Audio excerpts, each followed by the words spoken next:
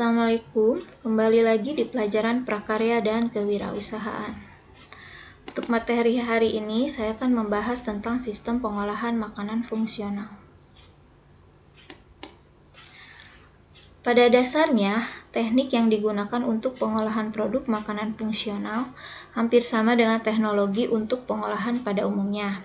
Dan secara garis besar, prinsip pengolahan terbagi menjadi 5. Pertama yaitu pengolahan makanan dengan menggunakan panas. Kedua, pengolahan makanan dengan suhu rendah. Ketiga, pengolahan makanan dengan fermentasi. Keempat, pengolahan makanan dengan tambahan bahan kimiawi. Dan yang terakhir adalah pengolahan makanan dengan pengeringan. Produk makanan fungsional khas daerah dibagi menjadi produk jadi dan produk setengah jadi. Produk jadi adalah produk makanan fungsional yang dapat langsung dikonsumsi. Sedangkan produk setengah jadi adalah produk yang menjadi bahan baku dari industri makanan fungsional lainnya yang menghasilkan produk jadi. Ada 3 alasan yang mendukung peningkatan minat terhadap makanan fungsional, yaitu pertama, karena tingginya biaya pemeliharaan kesehatan, kedua, peraturan yang mendukung, dan yang terakhir karena adanya penemuan-penemuan ilmiah. Pada materi ini akan disajikan contoh pengolahan produk makanan fungsional yang menggunakan prinsip pengolahan kombinasi antara penggunaan panas dan fermentasi, yaitu pengolahan tentang yogurt. Yang pertama adalah sterilisasi botol, kedua adalah pasteurisasi atau pemanasan, ketiga adalah fermentasi atau inkubasi, dan yang terakhir itu adalah cara pembuatan inkubator. Berikut adalah cara sterilisasi botol. Pertama, isi dandang. Dandang itu adalah pengukus nasi. Dengan air secukupnya, pasang penyekat, kemudian didihkan. Lalu setelah mendidih, masukkan botol dalam posisi mulut di bawah sehingga uap air panas dapat masuk ke dalamnya. Biarkan 10-15 menit. Dan terakhir, angkat botol, tutup, tiriskan dalam posisi mulut di bawah di tempat yang bersih. Berikut adalah pasteurisasi atau pemanasan susu. Pertama, masukkan susu cair dalam panci, kemudian tambahkan air dalam dandang. Ketiga, masukkan panci berisi susu ke dalam dandang, aduk-aduk sampai timbul gelembung-gelembung kecil, yaitu suhu sekitar 80 derajat.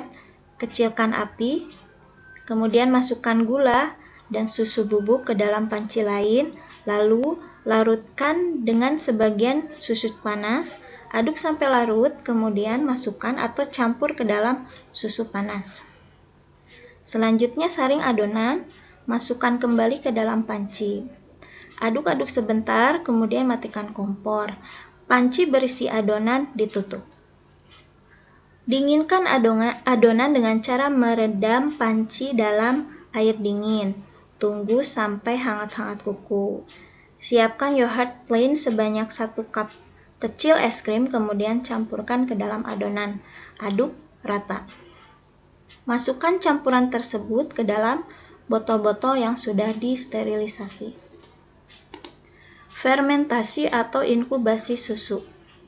Pertama, fermentasi atau inkubasikan campuran pada suhu kamar di tempat yang aman dan teduh selama 2 hari atau masukkan dalam inkubator selama 6-24 jam.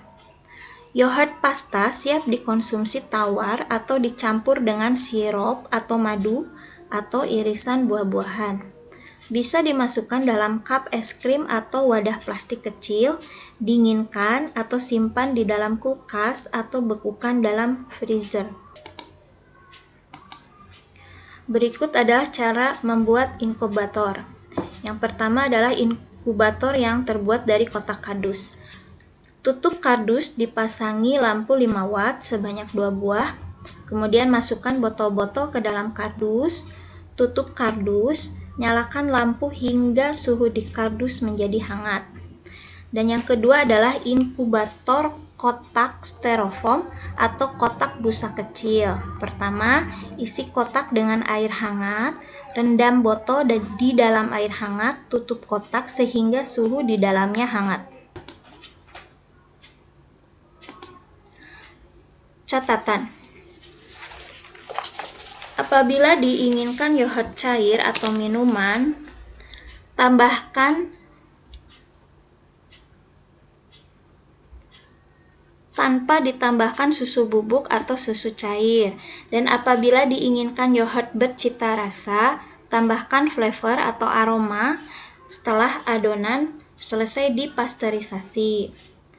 Dan apabila menginginkan yogurt berasa manis, tambahkan gula, sirup, atau madu setelah yogurt jadi, atau setelah proses inkubasi atau fermentasi selesai.